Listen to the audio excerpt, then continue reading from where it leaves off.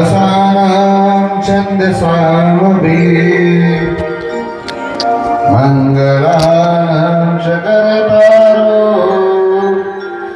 वन्दे वाणिविनायको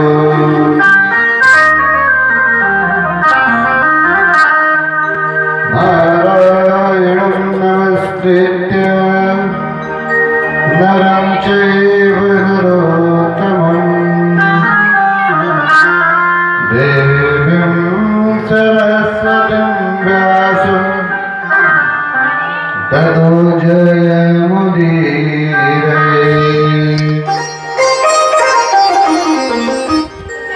ध्येयं सदा परिभवन्नमभीष्टदोहम् तीर्थास्पदं शिवविरञ्जिनुतं शरण्यम् हृद्याद्यहं प्रणतपालभवाब्धिभूतं वन्दे महापुरुषते चरणारविन्दम्।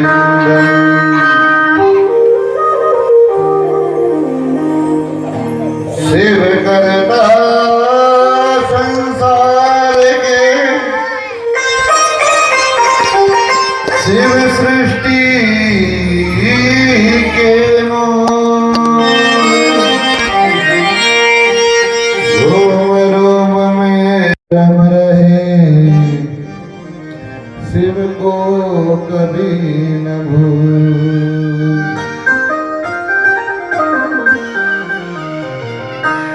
आइए हनुमंत विराजिए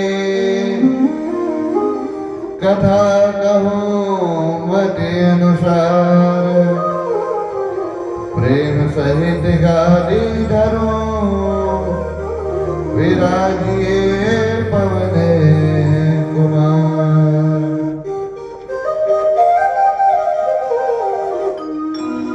जय जय राधा रमण जय जय नवल किशोर जय गोपी चित चोर प्रभु जय जय माखन चोर।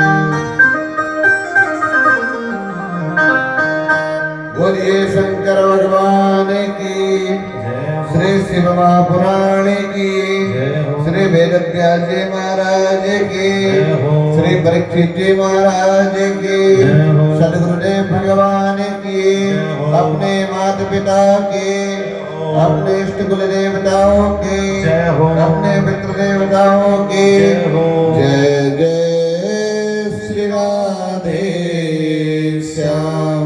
नमः पार्वती पतये हर हर महादेव शंभो। आइए प्रतिदिन की भांति मन और वाणी को पवित्र करते हुए हरि नाम के सहारे आज की कथा में प्रवेश करें।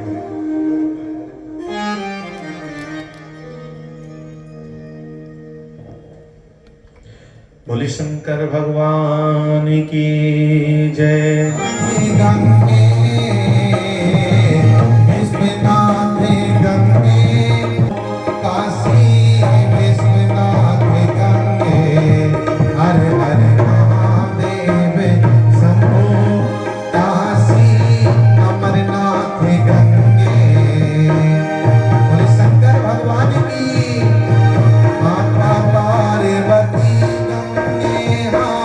माता पार्वती गंगे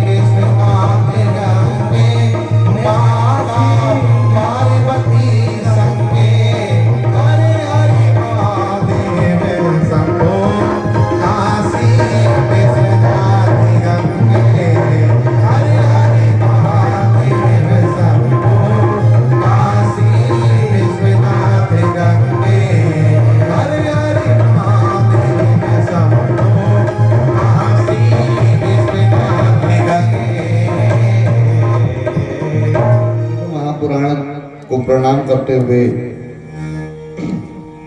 इस पावन पवित्र भूमि पर पूज्य महाराज श्री को वंदन। उपस्थित मंच पर सभी आचार्यगण, संगीतज्ञ, यहाँ पर उपस्थित भक्तिमती स्वरूपा सभी मातृशक्ति और नारायण रूपी उपस्थित सभी सज्जनगण। सिया राममय सब जग जानी, करम प्रणाम जोर जुग पानी। इसी भाव के साथ इस व्यासपीठ से आप सभी को जय श्री कृष्ण, जय सिया राम, जय श्रीमन नारायण।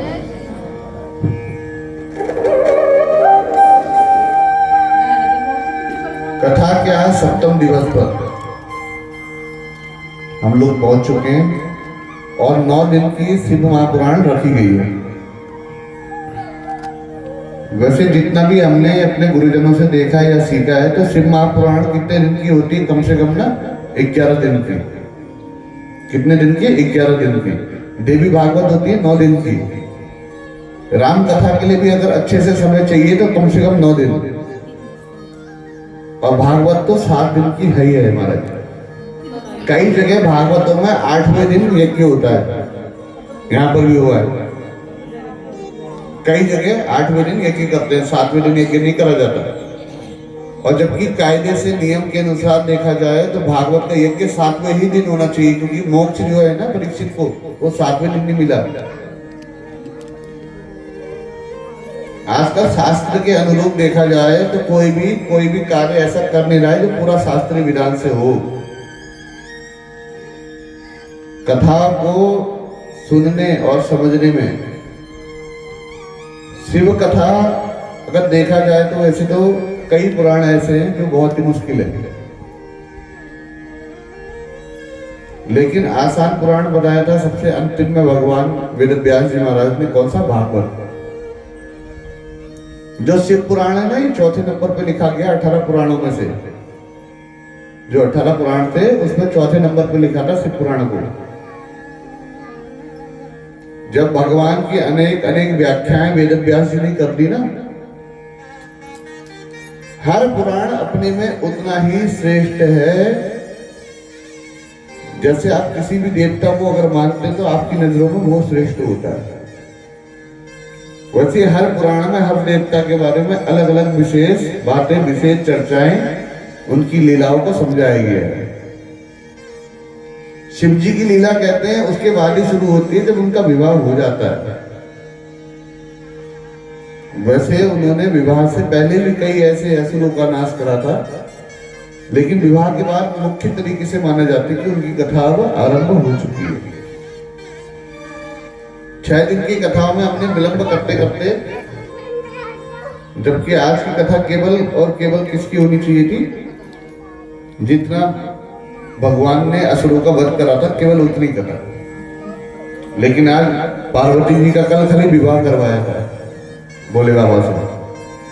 बताया नहीं था कि विवाह के कितने दिन तक पार्वती अपने मायके में रुकी थी, सब लोग पूरी बारात कितने समय तक वहां रुकी थी। जब सभी ऋषिगण, सभी देवताओं को ना बड़े आनंद से अलग अलग पंक्तियों में बैठा के भोजन कराया, और पार्वती मैया की महाराज जब मांग भरी भोले बाबा ने सिंदूर से मांग को भरकर अपनी भार्या के रूप में ग्रहण करा। पाणी ग्रहण कहते हैं विवाह में, पाणी ग्रहण संस्कार मतलब जब कन्यादान देते हैं ना पिता, तो जल देते हैं वर के हाथ में, दूल्हे के हाथ में, उसे पाणी ग्रहण किया जाता है कि पानी के रूप में, जल के रूप में इसको हम ग्रहण कर रहे हैं। एक इंसान को कितने गोत्र लगते हैं आप लोगों को मालूम है? कभी जब भविष्य में आपके पिता हैं, पति हैं, भाई हैं ना, कभी भी यदि वो तीर्थ क्षेत्र में जाएंगे, तीर्थ क्षेत्र में कभी भी जाएंगे तो एक बार पता चलेगी कि एक मनुष्य को 3 गोत्र लगते हैं महाराज। 3 गोत्र कैसे लगते हैं इसका तरीका बताता हूं आपको। जैसे मान लो जिस कुल में हमारा जन्म हुआ है, जिस कुल में हमारा जन्म हुआ है, एक गोत्र लगेगा हमको वहां का, दूसरा गोत्र लगेगा हमको हमारे नैनीताल का, जहां से हमारी माता श्री आई है हमारे कुल को बढ़ाने के लिए। और तीसरा गोत्र लगेगा ससुराल का। जब विवाह हो जाएगा ना, जब लड़के का विवाह हो जाता है तो जो कन्या आती है ना, तो ससुराल पक्ष का भी तीसरा गोत्र लगता है। जब कभी तीर्थों में जैसे गया है, पुष्कर है, बद्रीनाथ है, जब कभी श्राद्ध करेंगे ना, तो वो तीनों गोत्रों के बारे में पूछते हैं कि आपके नैनियाल का गोत्र क्या है, आपका गोत्र क्या है। यदि आपका विवाह हो गया तो ससुराल का गोत्र क्या है। इसलिए तीन गोत्र हमें पता होना चाहिए कि हमारे जीवन में क्या क्या हमको लगता है, क्या नहीं लगता है। कथा में केवल कथा ही नहीं समझाई जाती है, अपने जीवन का भौतिक ज्ञान जो दिया जाता है ना महाराज, वो जरूरी है। शिव की लीला को समझने से अच्छा है कि शंकर जी को समझो। जब कभी भी भोले बाबा पे जल चढ़ाते हो, जब भोले बाबा की आराधना करते हो ना, ये स्वयं भोले बाबा के इस पुराण में वर्णित है कि यदि मन से किया गया कर्म ना, केवल एक सूखा पत्ता हुआ भी आप चढ़ा दे रहे हो तो वो भी भोले बाबा को स्वीकार है। कुछ भी ले लेते हैं महाराज। मैंने बताया ना, अलंकार प्रियो विष्णु जलधारा प्रियो शिवा। विष्णु भगवान को अलंकार प्यारे हैं, साज श्रृंगार प्यारा है, लेकिन भोले बाबा को जलधारा प्रियो शिवा। केवल जल की एक धारा से ही भोले बाबा प्रसन्न हो जाते हैं। बस नियम और शर्त एक है, नियम और शर्त ये है कि जब जल की धारा दे रहे हो ना भोले बाबा पे, तो किसी का भी अहित सोच के मत देना। किसी से अगर बदला लेना हो, प्रतिशोध लेना हो, और उसका मन में तुम विचार करके अगर भोले को जल चढ़ा रहे हो बाबा को, तो जल भी तुम्हारा व्यर्थ है। क्योंकि हमारे सनातन धर्म में ही एक चीज सिखाई है। कभी भी आप देखना, जब भी कहीं कथा होगी, कुछ भी होगी, आखिरी में एक चीज बोलते हैं महाराज, सर्वे भवन्तु सुखिना, सर्वे सन्तु निरामया, सर्वे भद्राणि पश्यन्तु मा कश्चित् दुःखभाग् भवेत्। सर्वे भवन्तु सुखिना, कि सभी लोग सुखी रहे। सर्वे सन्तु निरामया, किसी भी जीव जंतु को, मनुष्य को, किसी को भी किसी प्रकार का कोई भय ना रहे महाराज। और सर्वे भद्राणि पश्यन्तु, कि यदि सभी लोग सुखी रहेंगे, मां कश्चित् दुःखभाग् भवेत्, यदि सभी सुखी हैं तो मुझे किस बात का दुख है। आप कहीं भी कथा में जाना तो आखिरी में अधिकतर जयकारे लगाते हैं कि धर्म की जय हो, अधर्म का विनाश हो, प्राणियों में सद्भावना हो और विश्व का कल्याण हो। केवल सनातन धर्म की ये पताका है, धर्म ध्वजा है, कि सनातन धर्म अपने साथ साथ क्या कहता है, अधर्म का विनाश हो। अधर्मी का कभी विनाश नहीं कहता महाराज। कभी ये नहीं कहता कि तुम्हारे दुश्मन का खात्मा हो, दुश्मनी का खात्मा हो। धर्म की तो जय हो, परंतु अधर्म का नाश हो। मैंने बोला था ना कि इंसान बुरा नहीं होता, उसकी आदतें बुरी होती है। जब आदत अगर छूट जाए तो हर इंसान एक जैसा है। अगर किसी के अंदर कोई बदलाव आ सकता है तो उस इंसान से बेहतरीन इंसान कोई नहीं होगा महाराज। और आखिरी में क्या कहते हैं, प्राणियों में सद्भावना हो, कि एक दूसरे के लिए हम कोई गलत भावना रख के कोई भी कार्य ना करें, और विश्व का कल्याण हो। हमारा तो हो ही हो, पूरे विश्व का कल्याण हो। जब ऐसी चाह, ऐसी राह हमको हमारा धर्म सिखा रहा है, तो उस धर्म के ज्ञान को लेने में कोई भी हानि किसी प्रकार से नहीं है। कहने का अर्थ है कि कहीं भी यदि आप कथा में टाइम निकाल के जा रहे हो ना, तो अपने टाइम को बर्बाद मत करो। अगर आप केवल कथा सुन रहे हो और अपने जीवन में एक छोटा सा भी परिवर्तन नहीं हुआ, एक चेंजेस भी नहीं कर पाए ना, तो वो चीज बेकार है। अपना चरित्र मत बदलो किसी के लिए, जैसे तुम हो वैसे ही रहो, परंतु मन तो बदल सकते हो।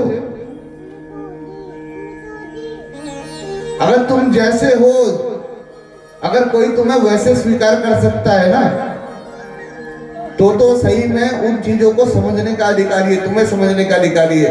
अगर वो कहता है कि तुम मेरे लिए ये बदलो, या तुम ऐसा बदलाव करो अपने जीवन में, जो तुम्हें बदलना चाहेगा ना महाराज, आदतों को तो बदल सकता है, इंसान को कोई नहीं बदल सकता। अगर किसी की कोई आदत है लगातार, उसे तो बदला जा सकता है, लेकिन कोई इंसान का कैरेक्टर ही, उसका अगर जीवन ही वैसा है और तुम सोचो कि बदल दोगे तो नहीं बदल पाओगे। एक प्रार्थना होती है, अगर कभी किसी ने सुनी, एक ने बताई थी कि हे प्रभु, हमें इतनी आत्मशक्ति और आत्म शांति दे उन परिस्थितियों को स्वीकार करने की जिन्हें हम नहीं बदल सकते, और हिम्मत दे उन परिस्थितियों को बदलने की जिन्हें हम बदल सकते हैं। और आखिरी में एक बार बोलते हैं, हम किन्हें बदल सकते हैं? अपने आप को, और किसे नहीं बदल सकते? दूसरों को।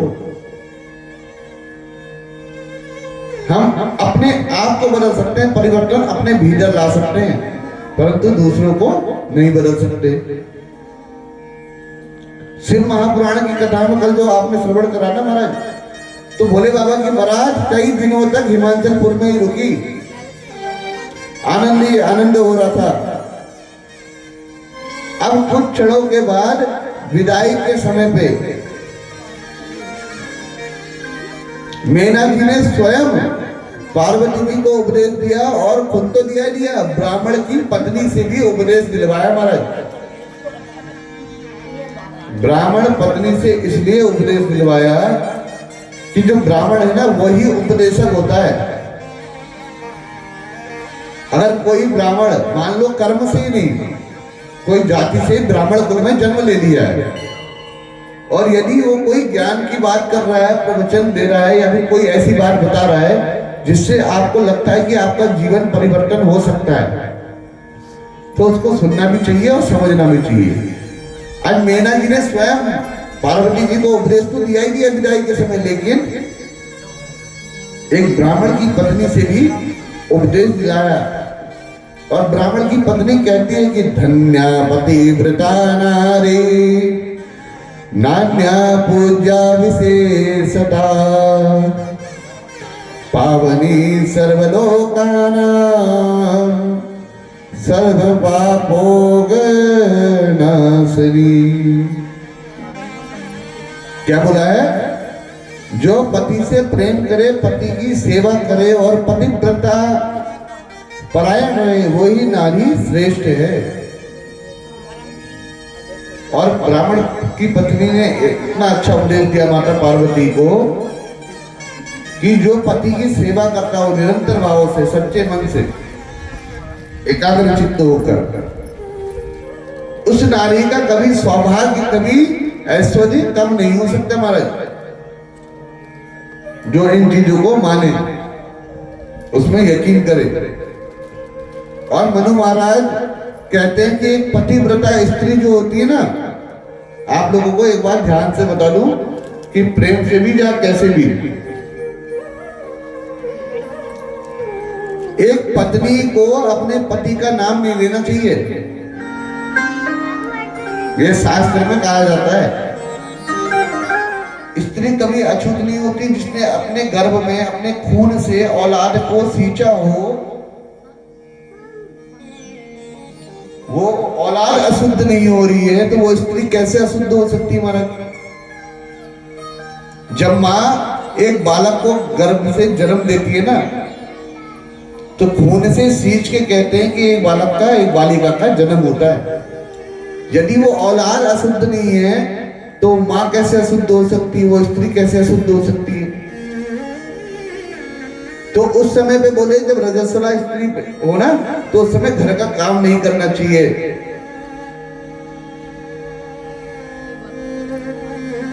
वो इसलिए बोला है कि उस समय मासिक धर्म में स्त्रियों को आराम करने के लिए बोला है हमारे, कि जब मासिक धर्म चल रहा हो तो उस समय स्त्री केवल आराम करे। अगर आप देखें तो शरीर टूटता है, बदन दर्द होता है, कई परेशानियां होती हैं। उसमें भी यदि वो झाड़ू पोछा करे, बर्तन धोए, दिन भर काम करे, अगर हम ही परेशान है और हमसे कोई काम कर रहा है तो हमारा दिमाग खराब हो जाएगा। हमारे कोई हमसे बुखार में कहे उठो झाड़ू लगाओ, झाड़ू उठा के उसी को मारने का नौबत आ जाएगी, ऐसी हालत हो जाती है। तो कुछ समय पे याद रखना कि जब भी, और एक सबसे मुख्य बताया महाराज, जब भी कभी स्त्री गर्भवती हो, गर्भ में मां के यदि संतान हो ना, तो कभी भी ऐसी जब 5वें या छठे महीने से खासकर मर्द संतान जो गर्भ में होती है ना, सारी बातें सुनती हैं, वो सारे आपके व्यवहार व्यभिचार सब देखती है। यदि मां के गर्भ में संतान है तो उसे ये कहा गया है शास्त्र में कि अधिक से अधिक भागवत भजन सुने, कथाओं को सुने। जो वो सुनेगी वही उसकी संतान भी सुनेगी।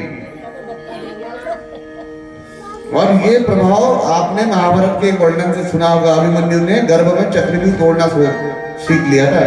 आधा सीख पाया, क्यों? क्योंकि पूरा बताते बताते तक सुभद्रा को नींद आ गई। तो गर्भ में भी बालक या बालिका जो संतान है ना हमारा, जो एक एक बातों को गहन करती है, एक एक चिंतन होता है।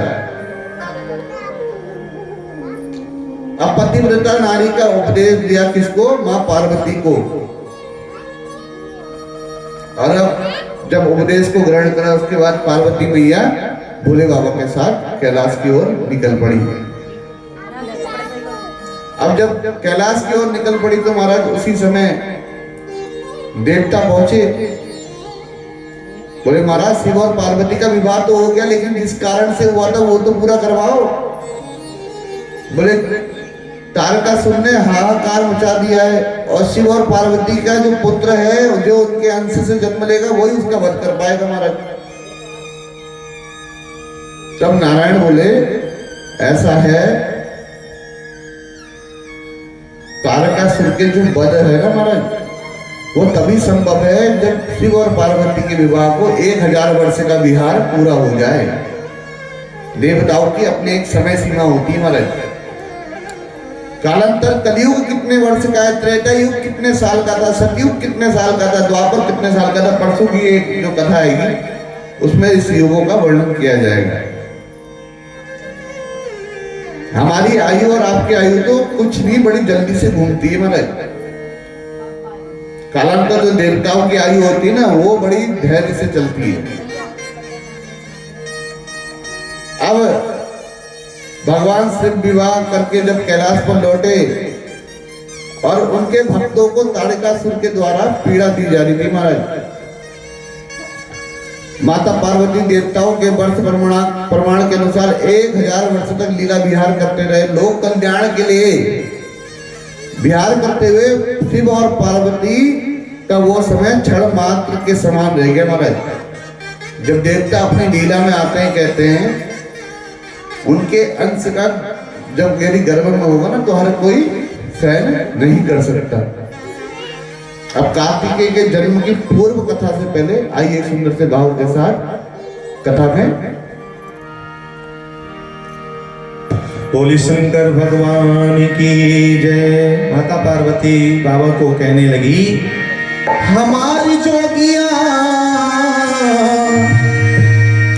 और हमारी जोगिया डिम डिम डमरू बजेला रे। हमारी जोगिया डिम डिम डमरू बजेला रे। हमारी जोगिया, हमारी जोगिया, हमारी जोगिया डिम डिम डमरू बजेला रे। हमारे जोगिया डिम डिम डमरू बजेला रे। हमारे जोगिया डिम डिम डमरू बजेला रे। हमारे जोगिया। बोली शंकर भगवान की।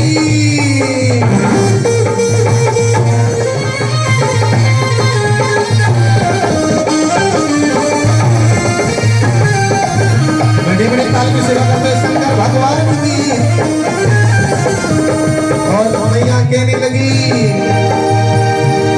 सी गंगा जी के धार सोहे चंद्रमा लीलार। सी गंगा जी की धार सोहे चंद्रमा लीलार। ओरी भ्रुगुटी रमा बेला,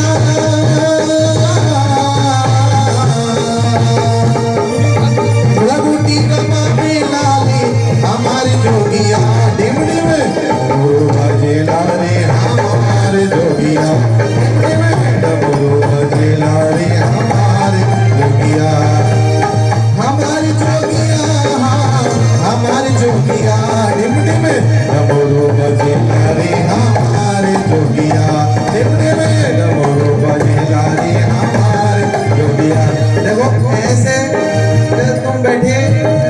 मुंह लटकाए बैठे।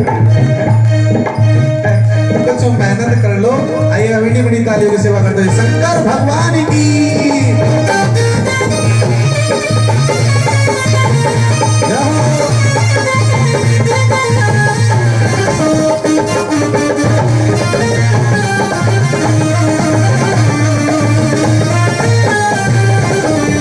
और मैया कहने लगी ओ तीनों लोगों के देवा तारे, ओ तीनों लोगों के देवा करे सारा जग सेवा, तीनों लोगों के देवा करे सारा जग सेवा, तीनों लोगों के हो देवा करे सारा जग सेवा। और शिव शंकर शिव शंकर कहावे हमारे जोगिया डिमडिमे डिमडिमे डमरू बजेला रे हमारे जोगिया, डिमडिमे डमरू बजेला रे हमारे जोगिया, हमारे जोगिया, हमारे जोगिया, हमारे जोगिया, हमारे जोगिया, डिमडिमे डमरू बजेला रे हमारे जोगिया, डिमडिमे डमरू बजेला रे हमारे जोगिया, डिमडिमे डमरू बजेला रे हमारे जोगिया, डिमडिमे डमरू बजेला रे हमारे जोगिया। शंकर भगवान की। अब माता पार्वती और भोले बाबा तो विहार की लीला में लगे रहे महाराज। इधर तारकासुर ने हाहाकार मचा दिया पूरी पृथ्वी में, सभी देवता परेशान हो गए। ये हाल हो गया कि सभी देवता उसी गुफा के बाहर चले गए जहां भोले बाबा और पार्वती मैया एकांत में थे और हाथ जोड़ के भोलेनाथ की स्तुति करने लगे कि महादेव परेशान हो गए इस राक्षस से, अब तो अपने पुत्र को जन्म दीजिए और हमें झंझट से मुक्ति दिलाइए। इस राक्षस ने स्वर्ग में हर जगह हाहाकार मचा के रखी है। जब इतना सुना भोले बाबा वहां प्रकट हुए। अब प्रकट होने के बाद भैया सभी देवताओं की वंदना सुनी। उन्होंने कहा एक बात बताओ, और चीज तो ठीक है, मेरा जो तेज है इसे कौन ग्रहण करेगा? इस तेज से ही संतान जन्म लेगी, इसे कौन ग्रहण करेगा? तो अग्नि को तेज पकड़ा दिया महाराज। अब इतने जलनशील हो गए उस तेज से, अग्निदेव स्वयं जलने लगे। तब अग्निदेव ने बोला महाराज मेरे से तो खुद सहा नहीं जा रहा इस तेज को, अब इसका क्या करें? बोले कहीं पर जहां सुलक्षण स्त्री दिखे जिनकी संतान न हुई, इस तेज को वहां प्रकाश करो। तो जैसे ही महाराज सबसे पहले पृथ्वी को दिया, पृथ्वी ने अग्नि को दे दिया। अग्नि से पूछा, अब भोले बाबा और पार्वती मैया बोली भोले बाबा से ऐसा तो है नहीं प्रभु कि आपका तेज ऐसे ही व्यर्थ गया हो, कहीं ना कहीं तो उसका अवतार हुआ होगा। तो सबसे पहले पृथ्वी को बुलाया, पृथ्वी से पूछा तो पृथ्वी बोली महाराज मैं तो इस तेज को तुम्हारे धारण कर नहीं पाई, तो अग्नि को दे दिया। अग्नि से पूछा भैया कहाँ है वो तेज का अंश, कहाँ पर है? तो बोले महाराज मुझसे भी सहन नहीं हुआ, मैंने हिमालय पर त्याग दिया। हिमालय से पूछा, बोले महाराज मैंने तो गंगा जी में छोड़ दिया। उसके बाद गंगा जी को बुलाया, भैया गंगा जी से पूछा, बोले उस तेज को तो महाराज मैं भी सहन नहीं कर पाई जो आपका अंश था। बोले आपने क्या करा? बोले मैंने वायुदेव को दे दिया। वायुदेव बोले महाराज गंगा तट पर सरपत के वन में गिरा हुआ वो तेज तत्काल एक सुंदर बालक के रूप में परिवर्तित हो गया। अब बोले जैसे वो बालक बड़ा होने लगा महाराज, जैसे ही बालक बड़ा होता है उसकी कृतिकाएं मतलब उसका कार्य शैली सब व्यवहार वो फैलने लगती है। तो उसी समय बोले सौभाग्य से विश्वामित्र जी का भी आगमन हो गया।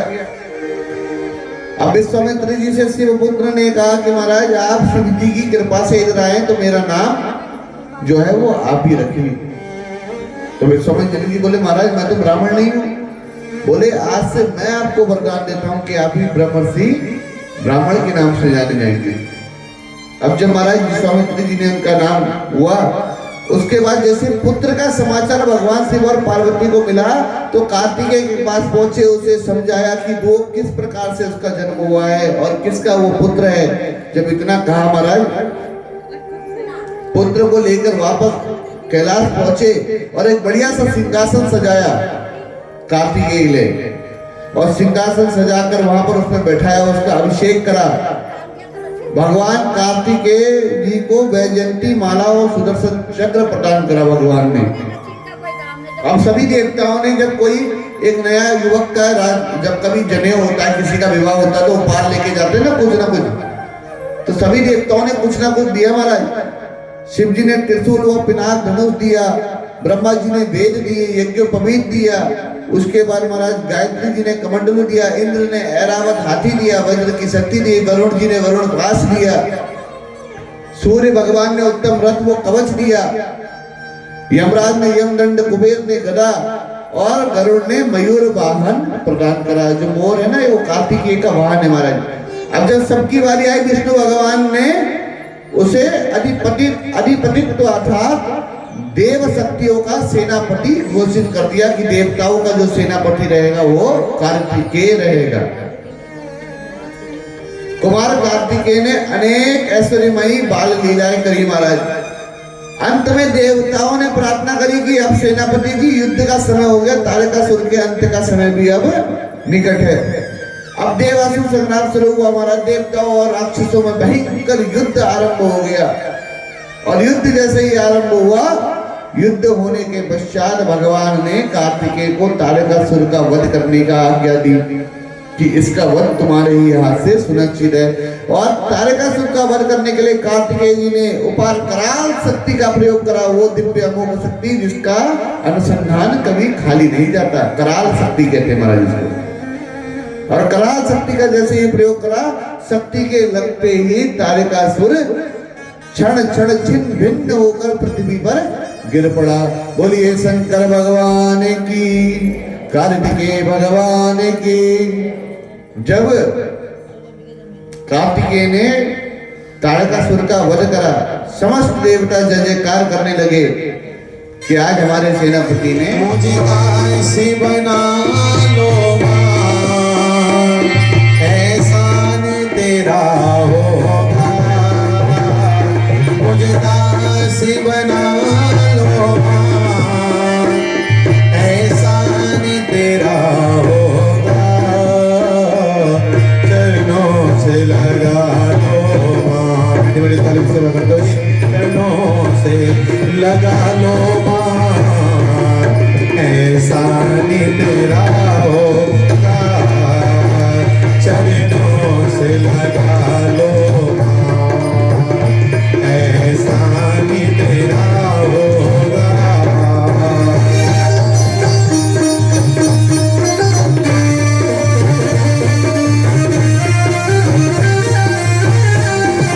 और मैं फूल का फूल हुआ, दुनिया मुझे ठुकराए, मैं फूल का फूल हुआ, दुनिया मुझे ठुकराए, अबे गिरते संभलते माँ, दरबार तेरे आए, हे भगवती ओ चरणों में जगा दे दो, चरणों में जगा दे दो, एहसान तेरा होगा, मुझे दास बना लो, एहसान तेरा हो। भगवती मैया की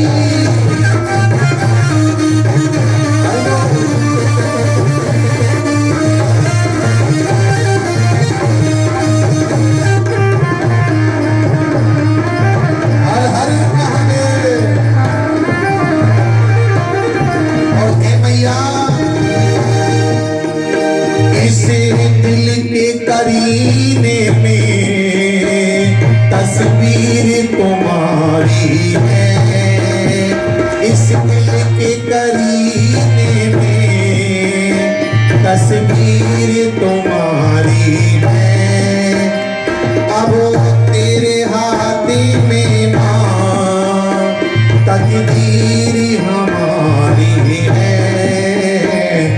और मैया बिगड़ी तो बना दो माँ, बिगड़ी तो बना दो माँ, ऐसा कि तेरा होगा मुझे लाश बना लो माँ, ऐसा कि तेरा होगा।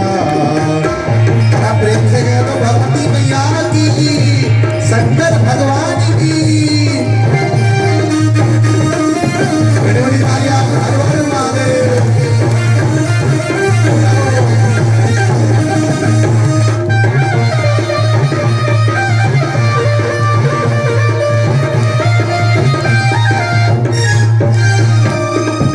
मैया तू देख रही है माँ, मैं देख नहीं सकता। तू देख रही है माँ, मैं देख नहीं सकता। माँ बेटे में पर्दा कभी हो ही नहीं सकता। माँ बेटे में पर्दा कभी हो नहीं सकता। और मैया पर्दे तो हटा दो माँ, तारीफ से रखते हैं, हमारे पर्दे तो हटा दो माँ।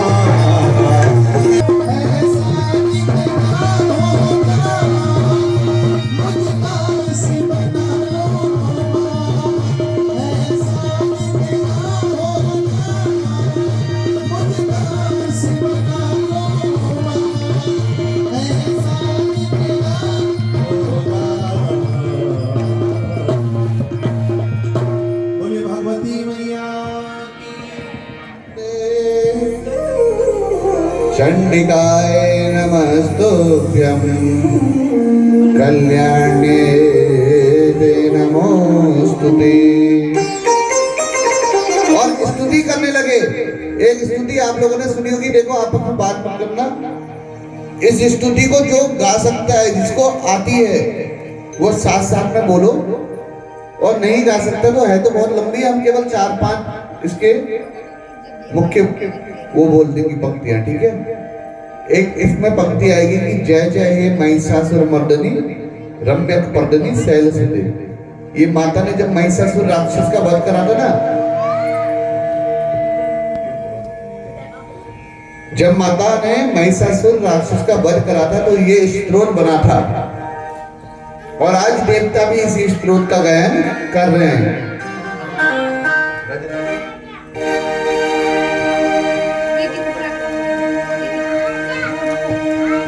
श्री महिषासुरमर्दनी स्तोत्रम्।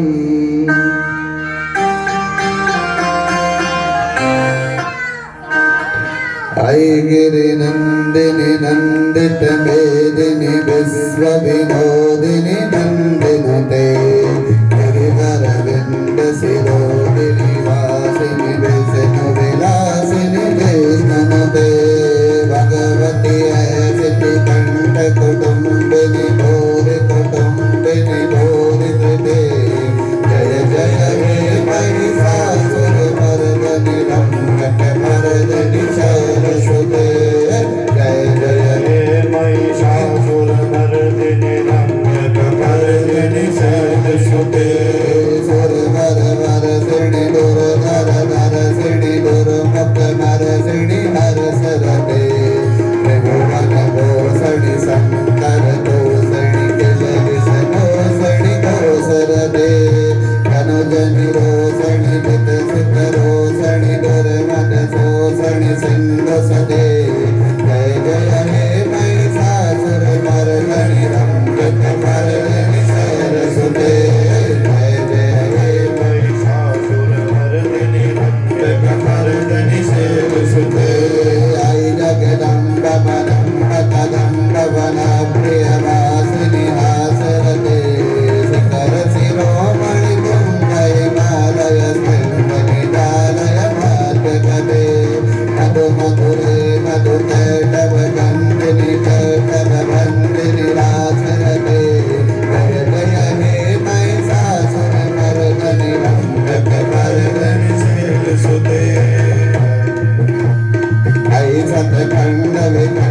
वक्रतुण्ड वितुण्डित सुण्ड गजाधिपते ऋतुगजमण्ड विदारण खण्ड पराक्रम शुण्ड मृगाधिपते निज भुज दण्ड निपातित खण्ड विपातित मुण्ड गजाधिपते जय जय हे महिषासुर मर्दनि कमर्दनि सर्वसुते ऐरण दुर्मद शत्रु भरोदित दुरधर निरजर शान्ति विधे चतुर विकार दुर्नित महाशिव दूत पिता प्रथमाधिपते दुरित दुरीय दुराशय दुर्मति दानव दूत कृतान्त भते जय जय हे महिषासुर मर्दनि रम्भकवर्धनि सर्वसुते रम्भकवर्धनि सर्वसुते रम्भकवर्धनि सर्वसुते।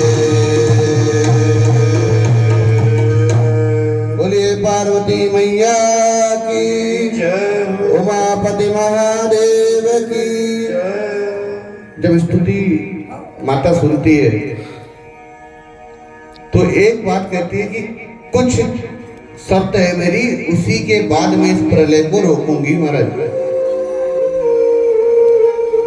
तो अब सभी देवता हाथ जोड़ के बैठ गए कि बताओ भैया शर्त बताओ। बोले एक तो मेरे पुत्र को पुनर्जीवित करो और मेरे पुत्र को प्रथम पूज्य घोषित करो कि इसके अपनी मां की आज्ञा के लिए। लोगों को एक चीज और है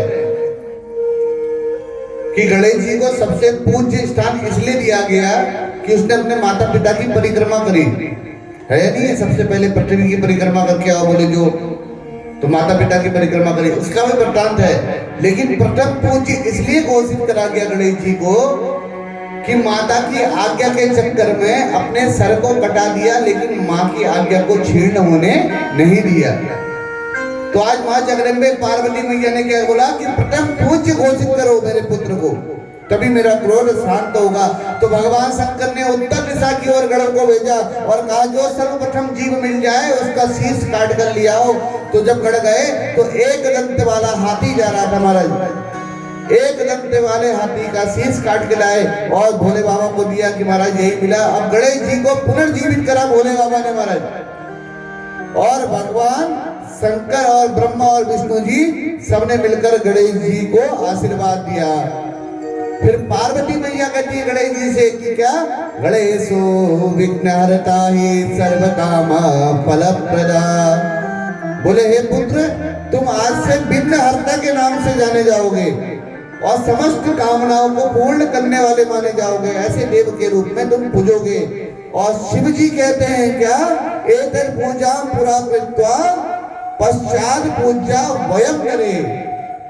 इसका अर्थ है कि हे देवताओं, जो भी हम त्रिदेव की ब्रह्मा विष्णु महेश की पूजा करेगा उससे पहले उसको गणेश की पूजा करना अनिवार्य होगा, अन्यथा हमारी पूजा का किसी को भी कोई फल नहीं मिलेगा। अब लोग क्या सोचते हैं कि गणेश भगवान ने सबसे पहले परिक्रमा लगा ली अपने माता पिता की तो वो प्रथम पूज्य हो गए। आज समझ में आया कि प्रथम पूज्य भगवान को क्यों बोला है, क्योंकि अपनी माँ की आज्ञा को उन्होंने टाला नहीं, अडिग खड़े रहे। प्राण चले गए परंतु जो माँ को वचन दिया था उसमें वो अडिग खड़े रहे, टस से मस नहीं हुए महाराज। अब जब गणेश चरित्र के महात्मा को कोई अगर कहते हैं, ब्रह्मा जी कहते हैं कि अगर कोई सुने ना महाराज, जिसको अपनी संतान नहीं है उसको संतान मिलेगी, जिसके नेत्र नहीं है आंखें नहीं है उसको आंखें मिलेंगी, जिसको धन नहीं है उसको धन मिलेगा। आरती गाते ना, अंधन को आंख दे तो कोढ़िन को काया, वांछन को पुत्र दे तो निर्धन को माया। जब इतने वरदान गणेश जी को मिल चुके हैं तभी ये आरती भी बनी है महाराज।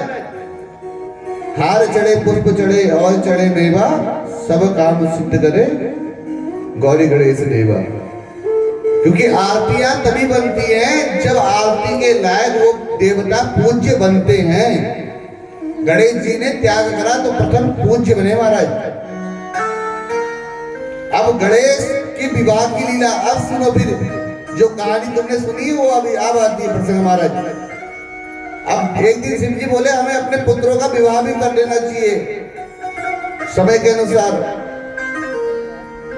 और पार्वती मैया ने कहा हाँ कह तो सही रहे। तो शिव जी बोले दोनों को बुलाया, कार्तिकों को भी और गणेश भगवान को भी।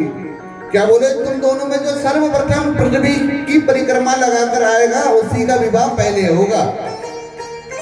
अब वो बोलने लगे ना कि बड़े तो कार्तिकेय हैं, ये तो छोटा है। बोले देखो, छोटे बड़े का फैसला ऐसे नहीं होगा, जो पृथ्वी की परिक्रमा लगाएगा उसका विवाह पहले होगा महाराज। तो अब जब परिक्रमा लगाने निकले गणेश जी तो वही घरे खड़े रहे, उन्हें पता था भैया चूहा तो इतनी देर दौड़ेगा नहीं हमारा। तो मयूर लेके उड़ गए कार्तिकेय। तब गणेश जी ने बुद्धि लगाई और अपने पिता से बोले, भोले बाबा से, कि मेरी पृथ्वी, मेरा संसार, मेरा बैकुंठ, मेरा कैलाश सब तुम हो महाराज। तो अपने पिता की परिक्रमा शुरू कर दी भोले बाबा की। बोले मेरे लिए तो पृथ्वी भी आप ही हो, आकाश भी आप ही हो। अब जब ये बात देखी तो महाराज उसी समय शंकर भगवान इतने प्रसन्न हो गए तथा विश्व रूप की, ध्यान से समझना, गणेश जी के विवाह का प्रसंग है, विश्व रूप के सिद्धि तथा बुद्धि नामक 2 कन्याओं के साथ गणेश जी का विवाह करा और उनके 2 पुत्र हुए, क्षेम और लाभ। क्षेम को कहा जाता है शुभ, वो देखते ना, लिखते हो दीपावली में शुभ लाभ, वो इसलिए लिखा जाता है कि जहां गणेश जी आएंगे वहां रिद्धि सिद्धि आएगी, और जहां रिद्धि सिद्धि आएगी वहीं शुभ लाभ आएगा। और बोले महादेव को इसलिए भी पूजनीय बोला गया महाराज। बोले महादेव तो पूजे जाते हैं, लेकिन साथ में पार्वती भी पूजी जाती है, जगदम्बे पूजी जाती है। और भगवान का देखो, या तो विष्णु भगवान पूजेंगे, विष्णु भगवान के बाद अब विष्णु भगवान के रूप भी मान लो तुमने कन्हैया के मंदिर देखे होंगे जगह जगह, लेकिन कन्हैया के बेटों का मंदिर कहीं नहीं देखेगा। तुम्हें राम जी का मंदिर मिल जाएगा, लेकिन लवकुश का मंदिर नहीं मिलेगा महाराज। विष्णु भगवान की पूजा होती है, लक्ष्मी की भी होती है, पर इनकी संतान की पूजा नहीं होती है। लेकिन बोले देवादिदेव महादेव इसलिए ही है क्योंकि महादेव तो पूजे जाते हैं, लेकिन साथ में पार्वती भी पूजी जाती है। अब जगदम्बे पूजी नहीं जाती। दक्षिण भारत में जाओगे तो कार्तिकेय के कई मंदिर है महाराज, इनके बेटे के। उत्तर भारत में, दक्षिण भारत में गणेश जी के अंधाधुंध मंदिर है, इतने मंदिर है कि गणेश चतुर्थी कैसी होती है आप दक्षिण भारत की तरफ जाके देखना। और बोले ये देवादिदेव महादेव इसलिए कि गणेश तो पूजे, इनकी बहुएं भी पूज रही है, बोले रिद्धि सिद्धि। और बहू तो छोड़ा, बोले वो पोता पोती भी पूज रहे हैं, शुभ लाभ महाराज। पूरा खानदान, पूरा कुनबा इनका पूजा जा रहा है, इसलिए देवादिदेव महादेव है। बोलिए शंकर भगवान की।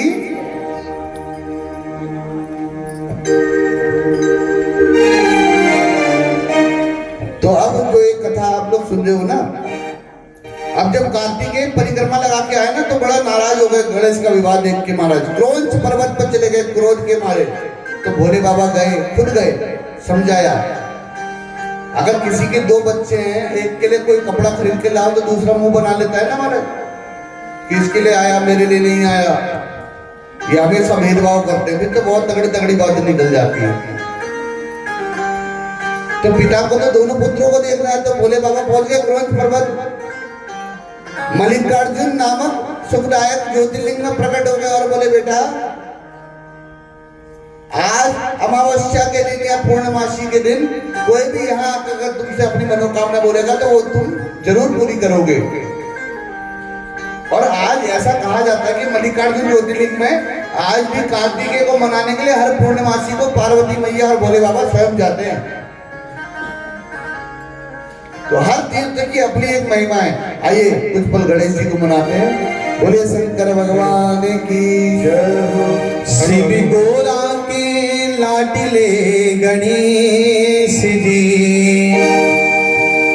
शिव गोरा के लाडले गणेश जी, आओ अंगना पधारो गणेश जी, आओ अंगना पधारो गणेश जी, आओ अंगना पधारो गणेश। शिव गोरा के लाडले गणेश जी, शिव गोरा के लाडले गणेश जी, आओ अंगना पधारो गणेश जी, आओ अंगना पधारो गणेश।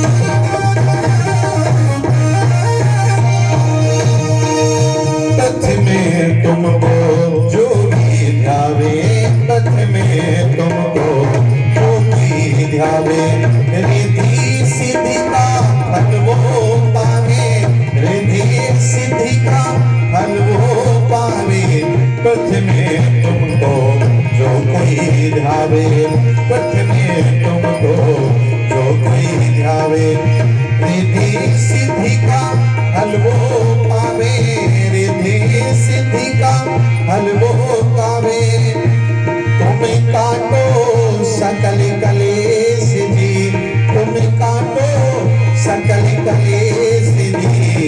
बड़े बड़े तालियों के साथ कहेंगे आओ अंगना पधारो गणेश जी आओ अंगना पधारो गणेश। क्या दुनिया गणेश भगवान की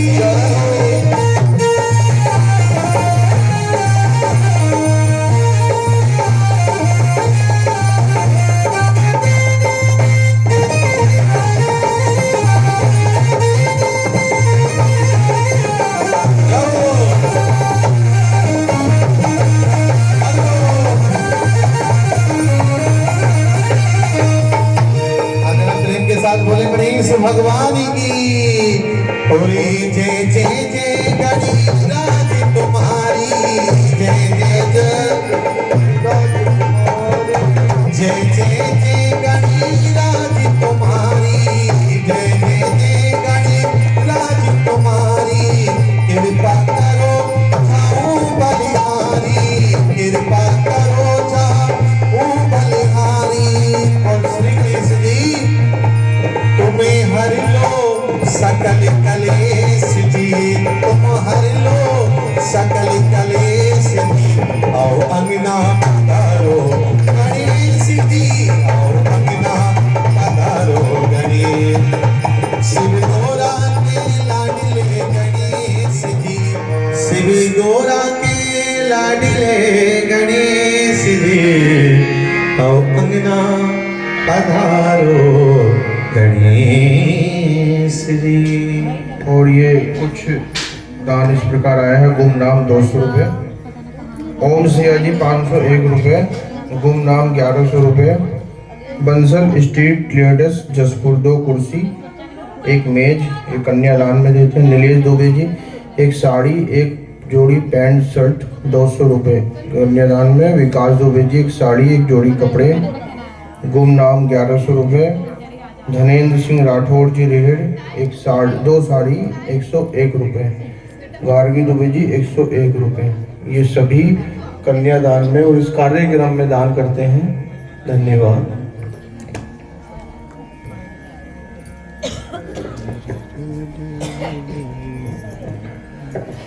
अब कथाकृत को आगे बढ़ाते हुए थोड़ा सी मुख्य मुख्य कथाओं में ध्यान देना महाराज, ठीक है। मैं ज्यादा कथाओं को विस्तार नहीं कर रहा क्योंकि समय का भी देखना है और कथा मुख्य रूप से समझ में आनी चाहिए कि किसकी कथा सुनी और किसने वध हुआ तो कैसे हुआ। शिव की लीला को समझने के लिए मैंने कहा था, एक बात बताई थी कि जैसे अपने आप को शिव का प्रेमी शिव का गण मानो। साक्षात महादेव को केवल उनके गण समझ सकते हैं महाराज, महादेव को हर कोई नहीं समझ पाएगा।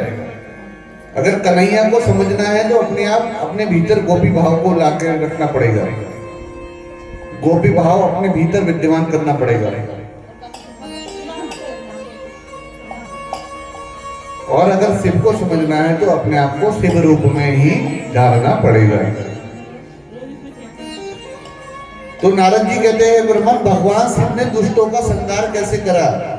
तो ब्रह्मा जी कहते हैं एवमेतत् पुरा पृष्ठो व्यासेन ऋषि सत्तमा सनत कुमारं प्रोवाच तदेव कथाम्यहं न।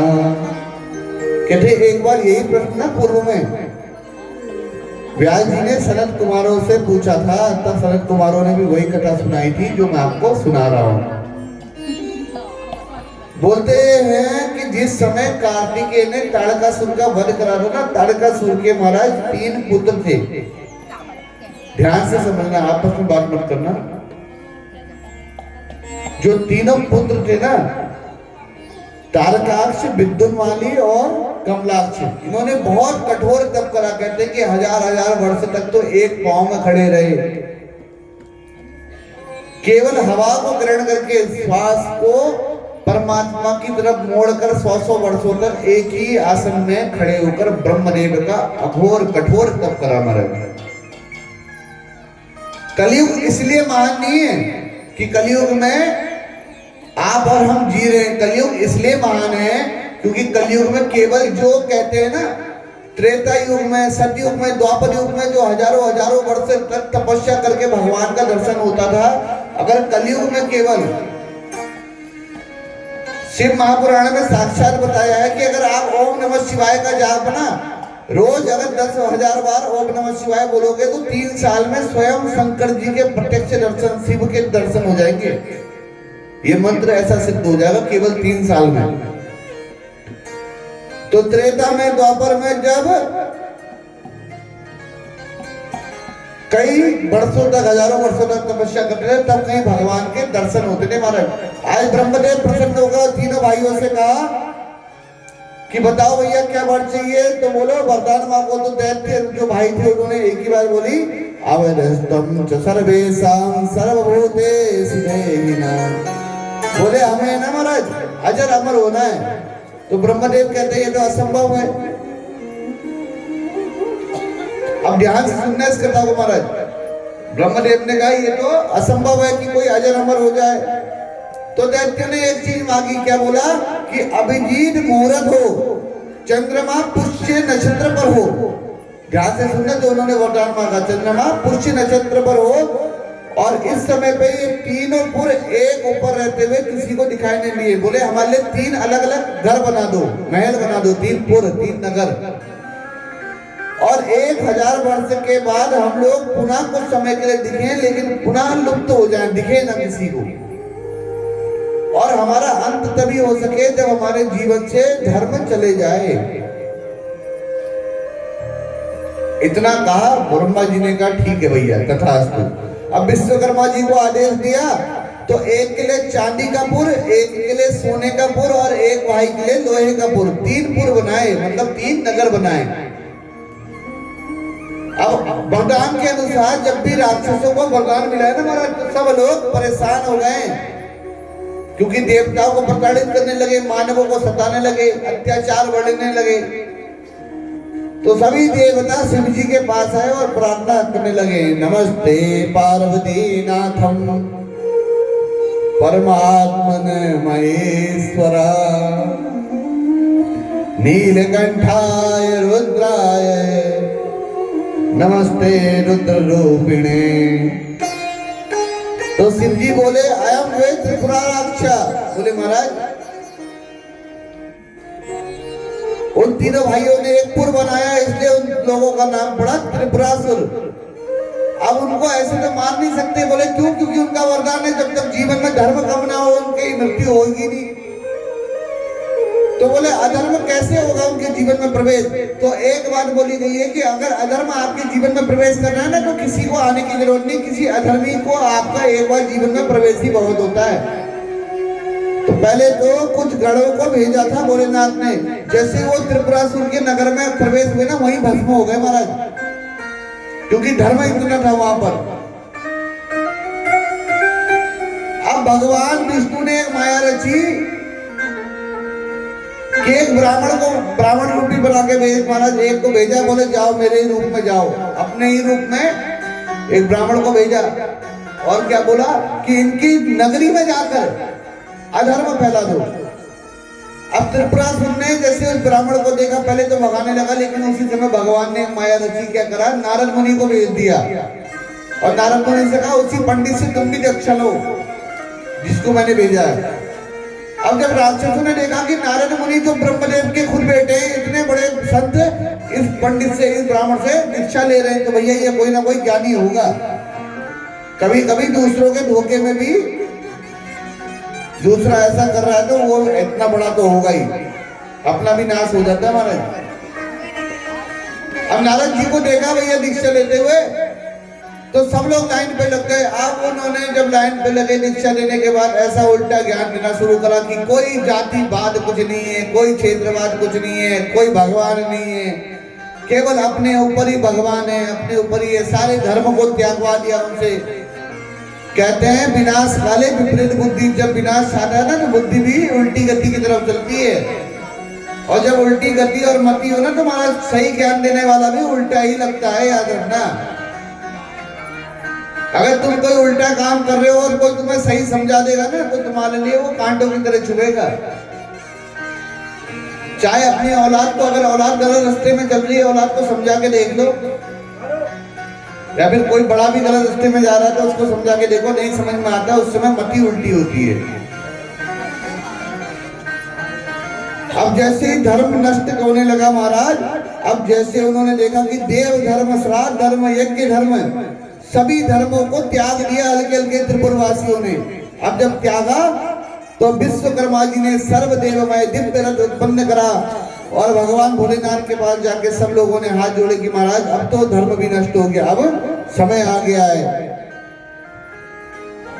भगवान शिव 100,000 वर्ष तक वहां रहे, किंतु गणेश जी जब त्रिपुरासुर के वध के समय आता है तो भगवान शंकर के अंगूठे में एक दंड उत्पन्न हुआ। महाराज बड़े ध्यान से सुनना, क्यों अंगूठे में दर्द हुआ? क्योंकि वध करने तो जा रहे थे, लेकिन किसका ध्यान नहीं करा? गणेश का ध्यान नहीं करा। और गणेश कौन है? भोले बाबा के पुत्र हैं। केवल एक ध्यान को टूटने से अंगूठे में दर्द उत्पन्न हो गया। तब भोले बाबा को याद आया, अरे मैंने गणेश को तो प्रणाम करा ही नहीं, उनका ध्यान करा ही नहीं। फिर भगवान ने भद्रकाली को बुलाकर गणेश जी का पूजन करवाया महाराज। और आज अभी भी मुहूर्त खींचकर भगवान ने उसी समय प्रत्यंचा चढ़ाई और दुख सह विष्णुमय बाण को चलाकर तीनों पुरों को एक साथ भस्म कर दिया। बोलिए शंकर भगवान की।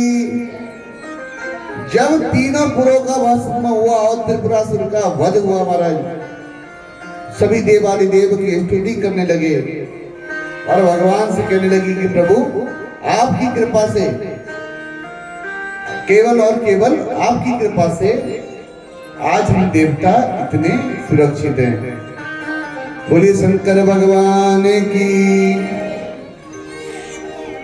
भगवान की अनेक अनेक लीलाओं में से केवल त्रिपुरासुर का वध नहीं, जलंधर का कई ऐसे राक्षस प्रकट हुए जिनका भगवान ने मोक्ष स्वयं ही प्रदान कराया महाराज, जिसमें अन्य किसी की आवश्यकता, लेकिन हर किसी की जरूरत अपनी अपनी जगह पे है।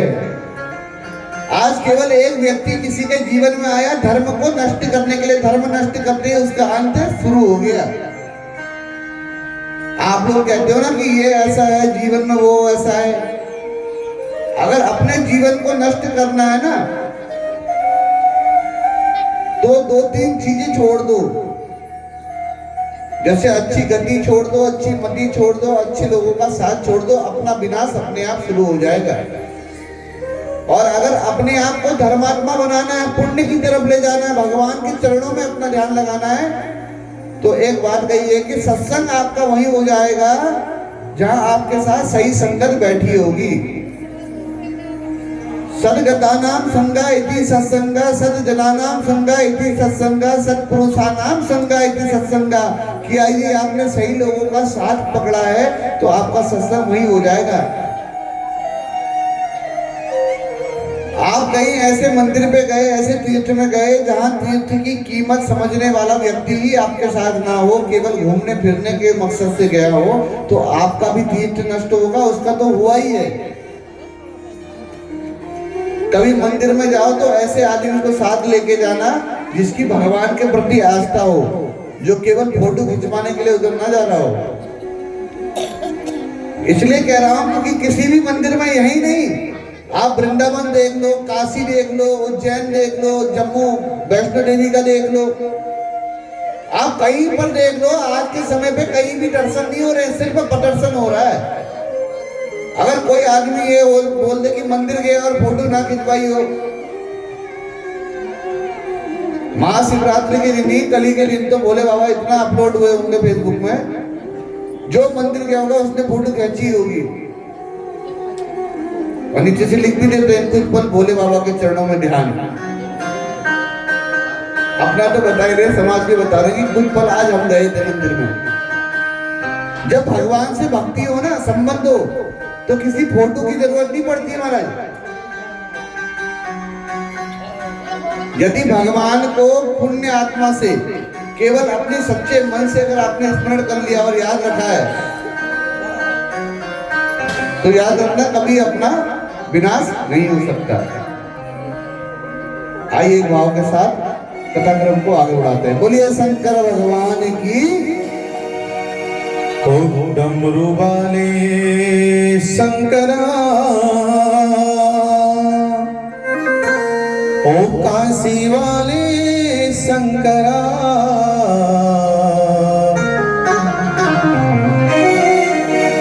छुपा है कहाँ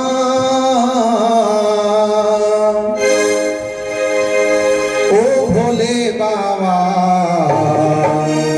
काशी वाले आजा तेरी याद सताए, तेरी मेरा ये भरोसा कहीं टूटे न जाए। काशी वाले आजा तेरी याद सताए, मेरा ये भरोसा कहीं टूटे न जाए। छुपा है कहाँ ओ बाबा, डमरू वाले आजा तेरी याद सताए, मेरा ये भरोसा कहीं टूटे न जाए।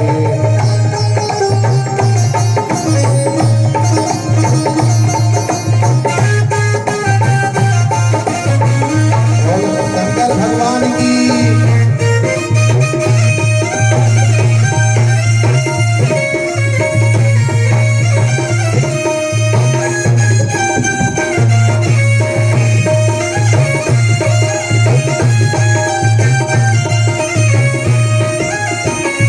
और भोले बाबा दिल की धड़कने गीत तेरे गाए, रोती है अखियां नीरी बहाए। दिल की धड़कने गीत तेरे गाए, रोती है अखियां नीरी बहाए, रोती है अखियां नीरी बहाए। कैसे समझाए छुपा है कहाँ काशी वाले आका, तेरी यादें सताए, मेरा ये भरोसा कहीं टूटे न जाए। शंकर भगवान की जय हो।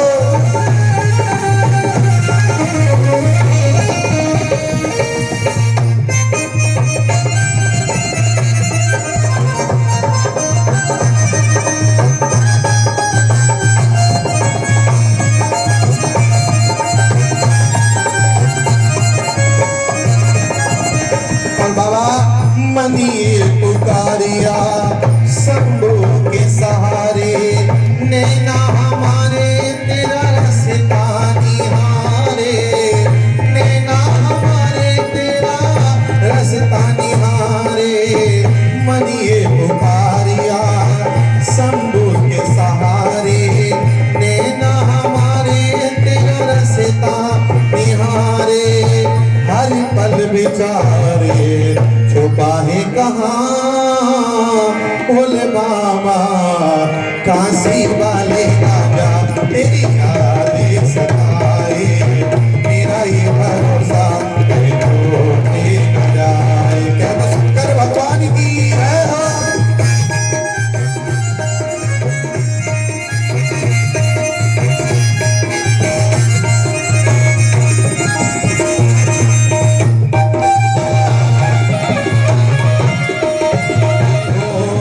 जाने जाए जाने रहे ना, जाने जाए कण कण में भोले मेरे तुम ही समाए, कण कण में भोले मेरे तुम ही समाए। जाने रहे ना रहे जाने जाए, कण कण में भोले बाबा तुम ही समाए, कण कण में भोले बाबा तुम ही समाए। कैसे समझाए छुपा है कहाँ ओ भोले वाले आजा तेरी आदि सताए मेरा ये भरोसा कहीं टूटे न जाए काशी वाले आजा तेरी आदि सताए मेरा ये भरोसा कहीं कोई भोले बाबा आजा तेरी आदि सताए मेरा ये भरोसा कहीं टूटे न जाए शंकर भगवान की जय। कार्यक्रम में सहयोग देना चाहता है वो दे सकता है, सामान देना चाहता है वो सामान भी दे सकता है, कन्यादान है तो जो भी कुछ। कथाक्रम के समय को देखते हुए एक सूक्ष्म कथा भगवान की ओर होगी। इस कथा से दो कथाएं निकलती हैं। एक जो राक्षस है जलंधर, उसकी कथा है, लेकिन उसकी पत्नी के नाम से ही एक कथा और प्रख्यात है महाराज। जो जलंधर की पत्नी का नाम था वो था वृंदा। क्या नाम था? वृंदा। और वृंदा किसे कहते हैं पता है? वृंदा कहते हैं तुलसी को। जो आप वृंदावन कहते हैं ना, इसका नाम वृंदावन इसीलिए था क्योंकि यहाँ और कुछ था ही नहीं, केवल तुलसी तुलसी के ही वन थे पूरे वृंदावन में। जैसे अगर आप जगह के हिसाब से देखोगे तो कई जगहों के नाम उसी आधार पे पड़े हैं। हमारे घर के आगे एक जगह पड़ती है बनबसा। वहां के बुजुर्गों ने इसलिए बताया मुझे इस जगह का नाम बनबसा इसलिए क्योंकि यहाँ केवल वन ही वन था और वन में ही लोग आके बसे थे, तो बनबसा पड़ा इसका नाम। तो जगह का नाम उसी अनुसार होता है। केवल तुलसी के वृक्ष ही नहीं, वृक्ष ने महाराज।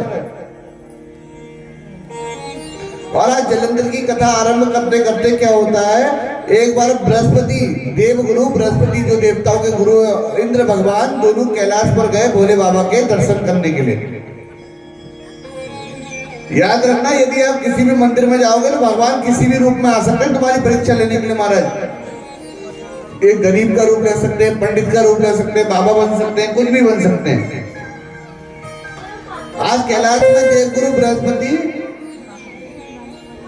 और इंद्र भगवान दर्शन करने आए, लेकिन उसी समय भोले बाबा ने एक तपस्वी का रूप बना लिया। इंद्र भगवान ने उनसे पूछा कि भैया तुम कौन हो, कतस्तम हो और कहां से आए हो, तुम्हारा क्या नाम है? तो वो तपस्वी बाबा एकदम शांत रहे, जो भोले बाबा थे, तपस्वी के रूप में आकर कुछ ना बोले। इंद्र बोले तुम कुछ बोलते क्यों नहीं हो? फिर भी वो चुप रहे, कौन खड़े रहे महाराज। अब इंद्र का ज्ञान और गुस्सा दोनों ही बढ़ने लगा। ज्ञान तो वहीं धरा रह गया जहां क्रोध जन्म ले लेता है। एक बात बोली थी महाराज जी ने उनको, अगर किसी ने तुम्हें गुस्से में 50 गाली दे दी ना, किसी ने गुस्से में, आज पड़ोसी ने, रिश्तेदार ने अगर 50 गाली तुम्हें गुस्से में दिए, क्रोध में दी हुई गाली क्या है, एक शब्द भी बहुत चुभता है। अगर गुस्से में कोई है और कुछ शब्द बोल दे, अगर उसने 50 गाली दी और तुमने एक दे दी ना, तो तुम्हारा पूरा बराबर हो गया उसके 50 के जितना। और अगर तुम 50 के 50 सह गए तो वही गालियां घूम के कहीं ना कहीं समाज के द्वारा उसको मिलेंगी जरूर, अगर क्रोध में कोई तुमको कुछ बोल रहा है। इसलिए क्रोध का सबसे अच्छा उत्तर बताया है शास्त्र ने, शांति, धैर्य, शांत हो जाइए। अगर शांत आप रह गए ना तो वो कर्म उसके घूम के कहीं ना कहीं आपके सामने दिखेंगे। और आज इंद्र भगवान क्रोधित हो गए। अब जैसे क्रोधित हुए तो अपने हाथ से जैसे मारने के लिए वज्र उठाने लगे, तो उसी समय भगवान शिव ने एक हाथ पकड़ लिया। लेकिन देवगुरु बृहस्पति समझ गए कि ये कोई तपस्वी नहीं है, स्वयं भोले बाबा है। तो हाथ जोड़ के प्रार्थना करने लगे, नमो देवादिदेवाय महादेवाय चात्मने महेश्वराय प्रभवे त्र्यंबकाय कपर्दिने। बोले बोले बाबा गलती हो गई, अपराध हो गई। भोले बाबा को इतना क्रोध हो गया महाराज कि क्रोध आग्नि से माथा भर आया। माफी मांगने लगे देवगुरु बृहस्पति, लेकिन अब भोले बाबा ने कहा ये क्रोध कहीं ना कहीं तो फूटेगा, ऐसे तो ये रुकेगा नहीं, अब इसका क्या करूं बताओ। तो बोले इस क्रोध को कहीं और मोड़ दो, इसकी दिशा बदल दो। तो दिशा जो क्रोध था वो क्रोध अग्नि कहाँ जाके गिरी? समुद्र में। और समुद्र में जैसे क्रोध अग्नि गिरी महाराज, वहां पर उसी समय समुद्र में एक बालक का जन्म हो गया। अब जब सभी ने उस बालक को देखा, सभी आश्चर्यचकित रह गए। ब्रह्मा जी, सभी लोग पृथ्वी और समुद्र के किनारे आए और ब्रह्मा जी को आया देखकर समुद्र देव ने तुरंत ही वो बालक ब्रह्मा जी की गोद में डाल दिया महाराज। ब्रह्मा जी बोले ये बालक कौन है? बोले पता नहीं महाराज, मैं तो समुद्र में अपने ध्यान में था, उसी समय इस बालक के रोने की आवाज आई। इतने में जब ब्रह्मा जी ने बालक को पकड़ा था, बालक ने कंठ पकड़ लिया महाराज ब्रह्मा जी का, और बड़ी जान लगाई ब्रह्मा जी ने, और बड़ी मुश्किल से वो कंठ तब जाकर कहीं छूटा है। लेकिन वो गला छोड़ नहीं रहा था कंठ को, और इतना तेज दबा दिया कि ब्रह्मा जी की आंखों से अश्रु बहा दिए, जल बहा दिया। तो ब्रह्मा जी ने कहा मेरे आंखों से जिसने जल की धारा बहा दी, इस बच्चे का नाम पड़ेगा जलंधर, जल की धारा। और जल से ही जिसका जन्म हुआ है ये है जालंधर। और जल के एक और संतान थी, कौन थी? लक्ष्मी। समुद्र से ही जो उत्पन्न हुई थी लक्ष्मी। जब अमृत कलश आए था ना, 14 रत्न जो उत्पन्न हुए थे, उसमें एक लक्ष्मी भी आई थी। तो लक्ष्मी और जलंधर कौन हो गए महाराज? दोनों भाई बहन हो गए। भगवान विष्णु की बहुत पूजा करी तो विष्णु भगवान ने बोला क्या चाहिए? बोले महाराज मेरी बहन के साथ आप भी मेरे ही नगर में रहो। जालंधर का इतना भयंकर प्रताप था कि सभी देवता उससे भय खाते थे महाराज। जलंधर का जब विवाह हुआ ना वृंदा से विवाह होने के बाद उसकी शक्तियां कई गुना बढ़ गई। क्यों बढ़ गई? इसलिए बढ़ गई क्योंकि जो उसकी पत्नी थी ना, वो पतिव्रता थी। उसने कभी अपने पति के अलावा दूसरे पुरुष को भाई या पिता की दृष्टि के अलावा नहीं देखा, और भगवान की परम भक्त थी। तो महाराज याद रखना, अगर किसी का कोई धर्म, किसी पत्नी का पतिव्रता धर्म और किसी पति का पत्नीव्रता धर्म यदि टूट जाए तो उसके सारे पुण्य वहीं पर क्षीण हो जाते हैं। तो आज जब सभी देवता परेशान हो गए जलंधर के उससे प्रकोप से, तो नारद जी ने कहा कि ऐसे ही एक कभी मूर्ख मानेंगे नहीं, इनको थोड़ा भड़काना पड़ेगा महाराज। तो नारद जी ने कहा जलंधर त्रिलोकपति बन गए हो तुम, बैकुंठ सब तुम्हारे अधीन है, स्वर्ग तुम्हारे अधीन है, लेकिन विश्व सुंदरी तुमसे दूर है। बोले महाराज वो कौन है? बोले महादेव की पत्नी पार्वती मैया है, जो अभी तुम्हारे बगल में बैठने की उत्तराधिकारी हो।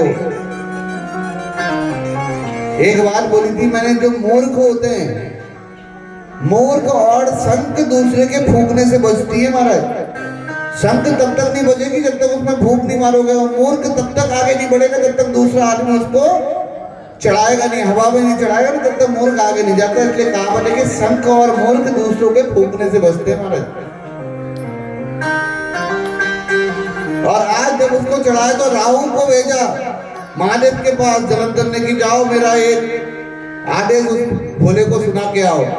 अब राहु को भेजा तो राहु तो महाराज जैसे भोले बाबा ने सुनाया तो सभी जितने गण थे भोले के, सब सुनते क्रोध में आकर युद्ध आरंभ हो गया।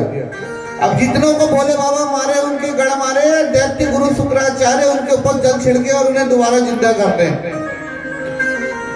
क्योंकि दैत्य गुरु शुक्राचार्य के पास थी अमर संजीवनी का मंत्र महाराज।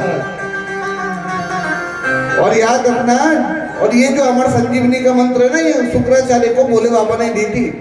अब भोले बाबा इतना परेशान हो गए कि अपने उधर में उनका वास कराना पड़ा। शुक्राचार्य को उठा के अपने उधर में स्थापित कर दिया, अपने पेट में, कि अपना तो ही बाहर रहेंगे ना किसी को जीवित करेंगे। बोले हम मारते रहे जिंदा करते रहे, यही काम रह गया है। तब माता पार्वती विष्णु भगवान के सम्मुख गई। जब उन्होंने देखा कि मेरे कारण ये युद्ध हो रहा, विष्णु भगवान से बोले कि वे प्रभु क्या आपको नहीं पता है कि जिसके घर में आप रह रहे हो इसके कारण कितना भयंकर युद्ध चल रहा है, इसकी मृत्यु होगी कैसे? तब विष्णु भगवान ने कहा कि जो उसकी पत्नी है ना वृंदा, जिस दिन इसका पतिव्रता धर्म टूटेगा तभी ये मृत्यु को प्राप्त होगा जलंधर। तो बोले ऐसे कैसे टूटेगा, तुड़वाओगे भी तो तुम ही, हर बार तुमने बचाया है, चाहे भस्मासुर हो चाहे कोई हो। तब विष्णु भगवान बोले अरे महाराज, अब शंकर जी के क्रोध से भूमध्य भाग से ब्रिज के समान शब्द करता हुआ एक पुरुष प्रकट हुआ था जो राहु के पीछे भागा महाराज, राहु को मारने के लिए। ध्यान से सुनना, राहु को मारने के लिए जो भागा ना, जो भगवान की दिव्य तेज से प्रकट हुआ था, तो भगवान की शरण में गए राहु के महादेव मेरी रक्षा करो। तो उस समय भगवान ने उसको शांत करा अपने दूत को कि बेटा शांत हो जाओ। तो उसने एक ही बात बोली कि बोले बाबा अब मुझे लगी है भूख और मैं राहु का भक्ष्य करूंगा, राहु को खाऊंगा। तब उन्होंने देखो अगर यदि तुम्हें खाना ही है तो अपने हाथ पांव खा लो, लेकिन अब ये शरण में आ गया है। अपने ही हाथ पैरों को भक्ष्य करके भोज करके जब भोले बाबा के सामने प्रकट हुए ना एक आदेश पर, तो भोले बाबा ने क्या बोला कि तुम्हारा नाम आज से होगा कीर्ति मुख, और मेरी पूजा के साथ साथ जो तुम्हारी पूजा नहीं करेगा ना, तो मेरी पूजा भी मैं उसकी स्वीकार नहीं करूंगा। इसलिए भोले बाबा की पूजा के साथ साथ एक गण है उनके कीर्ति मुख अष्ट गणों में, उसकी भी पूजा उतनी ही जरूरी है महाराज। इधर शिव और शिव जी का और जलंधर का युद्ध चलने में जलंधर ने कालने में शुंभ निशुंभ जैसे बड़े बड़े राक्षसों के साथ कैलाश को चारों ओर से घेर लिया। इधर वृंदा को रात में स्वप्न आया महाराज कि कुछ ना कुछ गड़बड़ होने वाली है, और वृंदावनों की तरफ भटकने लगी। तो भगवान विष्णु ने मायावी रूप धारण कर लिया और जो शेषनाग भगवान थे उनको अपना शिष्य बना लिया। बोले चलो तपस्वी बन के शिष्य बन के गुरु चेला चले एक जगह जंगल में बैठ गए। अब तपस्वी को देखा वृंदा ने हाथ जोड़ के आ गई और पीछे से शिष्य पंखा लगा रहा था शेषनाग। तो वृंदा बोली महाराज मैं बड़ी परेशान हूं। तो मुनि ने कहा तुम्हारे पति का युद्ध चल रहा है इसलिए परेशान हो। अब तो वृंदा हाथ जोड़ के बैठ गई महाराज कि मेरा पति युद्ध कर रहा है, इनको कैसे पता। बोले ये तो कोई बहुत तपस्वी साधु है महाराज। तो बोले आप मेरे को युद्ध का कुछ हाल तो बताइए कि युद्ध कैसा चल रहा है।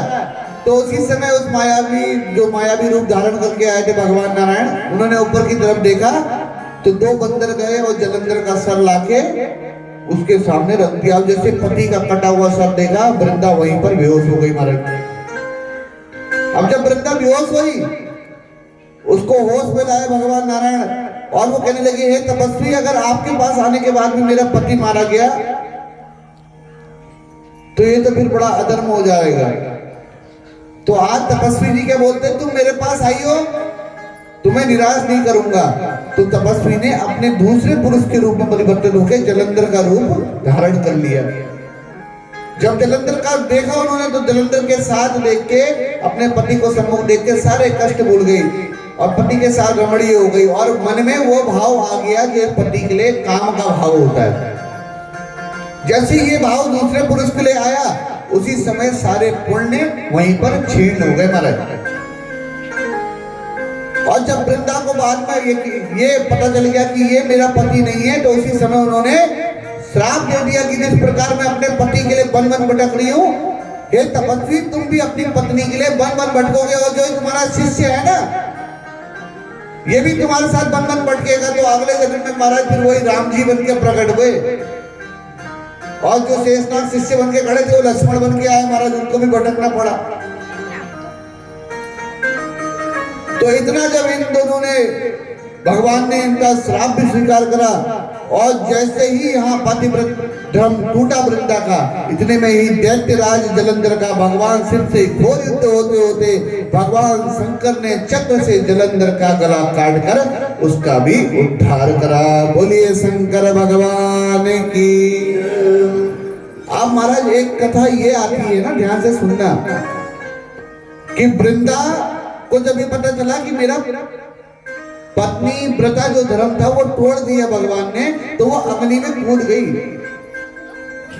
जो उसकी राख बनी ना शरीर की, अब नारायण को बड़ा पछतावा हुआ कि श्राप भी मिला मेरे कारण, ये भी मरी, इसका पति भी मरा।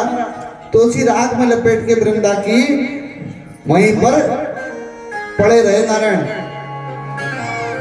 तभी भगवान शंकर ने 3 देवियों को 3 बीज दिए और कहा इसको उसी जगह बो देना जहां वृंदा की राख हो।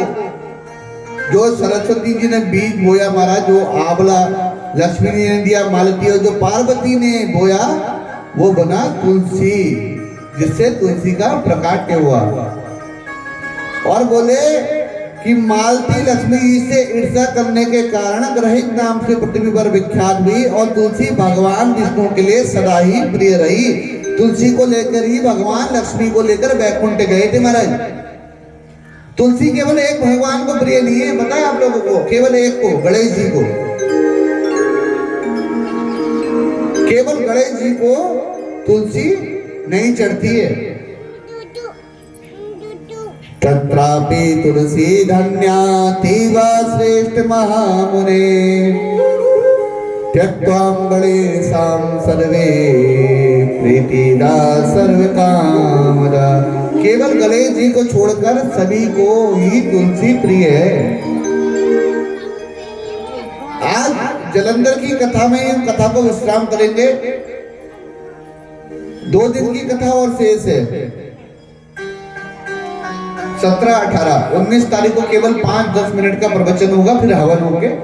जो विवाह वगैरह यहाँ कन्या कौन है वो होगा। लेकिन कथाओं में आज 7वें दिन तक आप प्रवेश कर चुके। 8-9 दिन, 2 दिन और है। आखिरी दिन जो होती है वो मुख्य कथा ज्योतिर्लिंग की होती है। जो 12 ज्योतिर्लिंग है उनके बारे में चर्चा परिचर्चा होगी महाराज। लेकिन एक बात ध्यान रखना, कल और परसों की कथा ही मुख्य है। और हो सके तो अपने सभी सगे संबंधियों को जिनसे आपका व्यवहार विचार या फिर आपका मन मिलता हो उन तक सूचना करना कि कन्याओं का विवाह भी है, शिव महापुराण का आयोजन भी है। तो अधिक से अधिक संख्या में आप सभी लोग वहां पर पधारेंगे।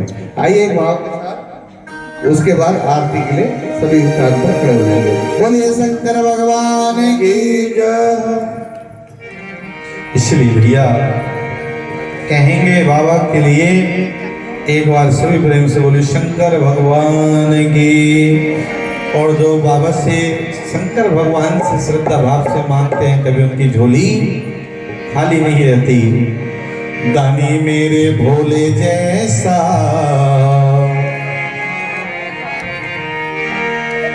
दानी नहीं पाओगे,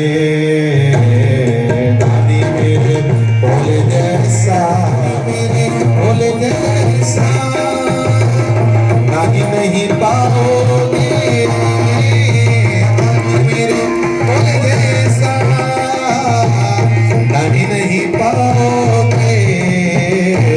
जानते हैं घट घट के इनसे क्या छुपाओगे, जानते हैं घट घट की इनसे क्या छुपाओगे।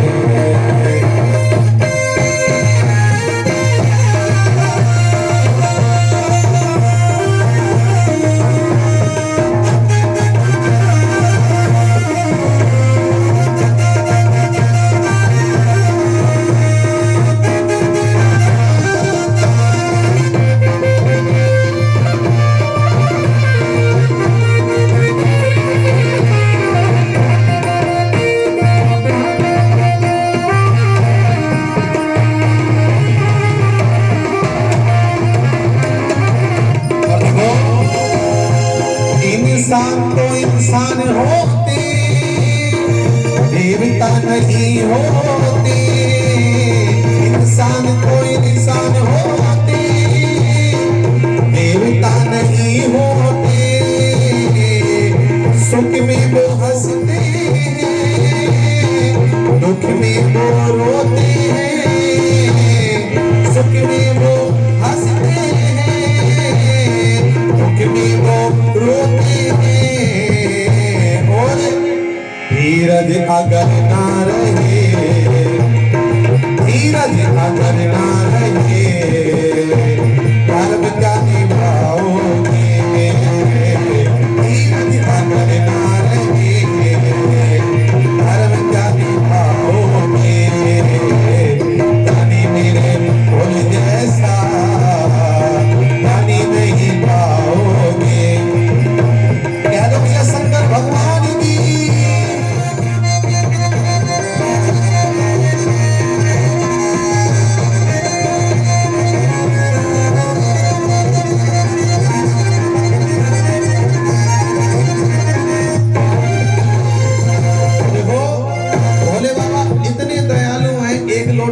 से खुश हो जाते हैं ना। ये कैसी सर्दी से ये देव बड़े प्यारे हैं, ये कैसी शर्म इनसे ये देव बड़े प्यारे हैं, तीनों के साथी हैं हर के सहारे हैं, तीनों के साथी हैं हर के सहारे हैं। ओ भैया ले लो शरण इनकी, ले लो शरण इनकी, क्या होगा मौज तुम उठाओगे, ले लो शरण इनकी मौज तुम उठाओगे।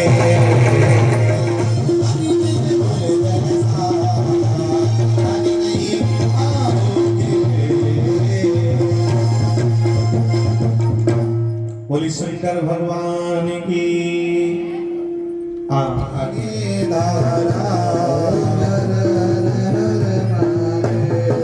एकानंद चतुरानंद पंचानंद राधे भोले पंचानंद राधे हरि शासन गरुणासन हंसासन गरुणासन हरे सेवा हनि सारे ओम ओजी तो भुज चारि चतुर भुज दस भुज रूप सोल रस भुज ते सोए तीनों रूप निरखिता कर करो बनि अपने माला मुनि माला धारी भोले बंदे माला धारी चंदन मृग मद सोए चंदन मृग मद सोए हरे भोले शुभकारी ओम हरे हरे हरे सीता हरि पीतांबरी बागांबरी हमरे भोले बागांबरी हमरे सनिता दिगे ब्रह्मादिगे दिगे ब्रह्मादिगे होता दिगे सगे ओम हरे हरे हरे हरे में श्रेष्ठ कमंडल चक्र त्रिशूल धरता भोले का त्रिशूल धरता पालन करता ओम हरे हरे हरे हरे ब्रह्मा विष्णु सदा शिव रणवासर के भाती तीनों एका ओम हरे हरे काशी में विस्मिनाथ विराजे नंदी ब्रह्मचारी बोले भोला त्रिपुरारी नित उठ दर्शन पावते नित उठ भोग लगावते महिमा अति भारी ओम हरे हरे हरे तेरे गुण स्वामी जी की आरती जो कोई जन गावे बोले प्रेम सहित गावे कहते शिवानंद स्वामी मन भजत हरि हर स्वामी मन वांछित फल पावे ओम हरे हरे हर बोले गौरव करुणावतारम संसार सारम संतावसन तमहे आदविंदे भवानी सहितं नमामि भवेव माता जगन्नाथ त्वमेव त्वमेव मन्तो ददामि त्वमेव विद्यारमणं त्वमेव त्वमेव सर्वं जलिने शीतले गणपस्मे विदेवना विवन्दनम् आत्मादिवं नाना सुगन्ध पुष्पाणि यथा कालोद्भवानि च पुष्पाञ्जलिर्मयरत्नं प्रेणाक परमेश्वरा मंत्र पुष्पाञ्जलिं समर्पयामि। बोलिए शंकर भगवान की उमापति महादेव की श्री शिव महापुराण की श्री सदगुरुदेव भगवान की अपने इष्ट कुल देवताओं की अपने